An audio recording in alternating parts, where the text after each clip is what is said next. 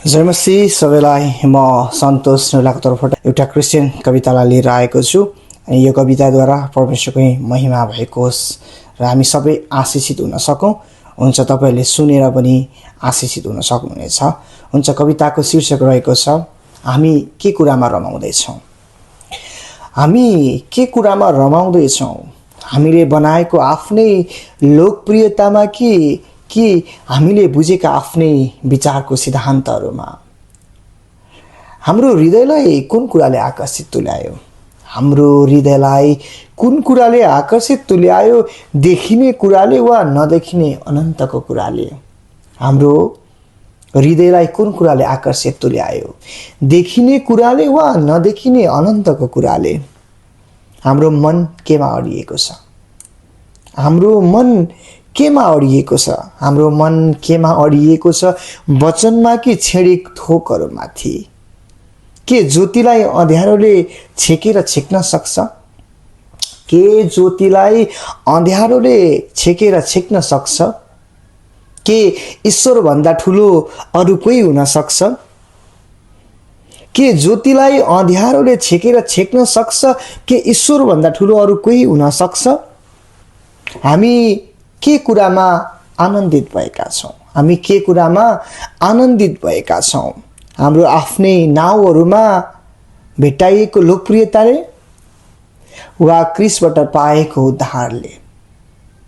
सत्यलाई हामीले कसरी बुझेका छौँ? सत्यलाई हामीले कसरी बुझेका छौँ? आफ्नै मस्तिष्कबाट कि वा पवित्र आत्माको गवाहीबाट? के कुरामा नरमाउने अनि के कुरामा रमाउने हामीले जानेको भए? के कुरामा नरमाउने अनि के कुरामा रमाउने हामीले जानेको भए हामीले आफ्नै लोकप्रियतामा रमाउने थिएनौँ। हामीले आफ्नै लोकप्रियतामा रमाउने थिएनौँ अनि हामीले आफ्नै विचारको सिद्धान्तहरूमा हराउने थिएनौँ। हामीले ईश्वरलाई चुनेका हौँ कि वा ईश्वरले हामीलाई? हामीले ईश्वरलाई चुनेका हौँ कि वा ईश्वरले हामीलाई? के चाहिँ थियो खुबी ताकि हामीलाई ईश्वरले चुन्नु पर्ने कारण? के चाहिँ थियो खुबी ताकि हामीलाई ईश्वरले चुन्नु पर्ने कारण? के चाहिँ थियो हामीले ईश्वरलाई आकर्षित तुल्याउने कारण? के हाम्रो सिद्धान्तहरूले ईश्वरको सत्यतालाई बुझाउन सक्छ? के हाम्रो सिद्धान्तहरूले ईश्वरको सत्यतालाई बुझाउन सक्छ? के हाम्रो विचारहरूले ईश्वरको उत्कृष्टतालाई झल्काउन सक्छ? सीमित बुद्धिबाट ईश्वरको असीमित महानतालाई कसरी बयान गर्न सक्छ? सीमित बुद्धिबाट ईश्वरको असीमित महानतालाई कसरी बयान गर्न सक्छ? खोइ बुझेको हामीले यो कुरालाई, खोइ बुझेको हामीले यो कुरालाई। के ईश्वरको ठाउँमा आफूलाई राख्न मिल्छ? के ईश्वरको ठाउँमा आफूलाई राख्न मिल्छ?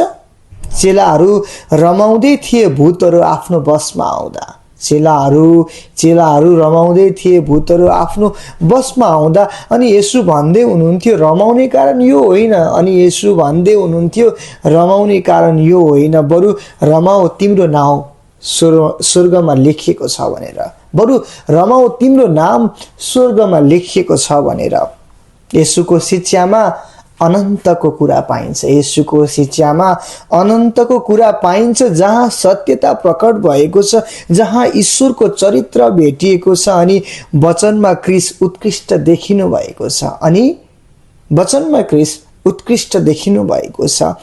कतै अझै पनि हामी आफैमा हराउँदैछौँ कि? कतै अझै पनि हामी आफैमा हराउँदैछौँ कि? कतै अझै पनि हामीले हाम्रो तरिकाले ईश्वरलाई बुझ्दैछौँ कि? हाम्रो बुझाइहरूमा ईश्वरको सत्यता ओझेल त भएको होइन? हाम्रो बुझाइहरूमा ईश्वरको सत्यता ओझेल त भएको होइन कि हामीले आफैलाई ठुलो बनाएर ईश्वरलाई ओझेल पार्दै त छैनौँ? अब तिमी हामीले बुझ्नै पर्छ ईश्वरको सत्यतालाई वचनमा घनिष्ठ भएर।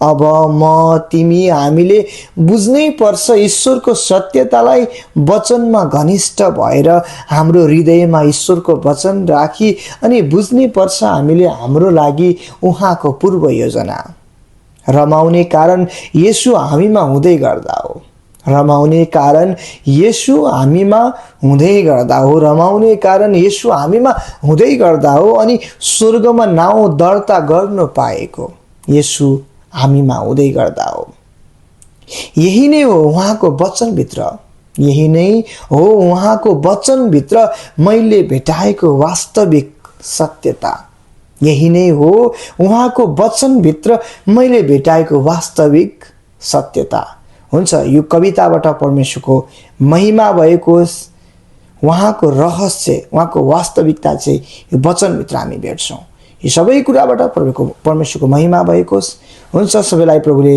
प्रशस्त मात्रामा आशिष दिउन् God bless you bye bye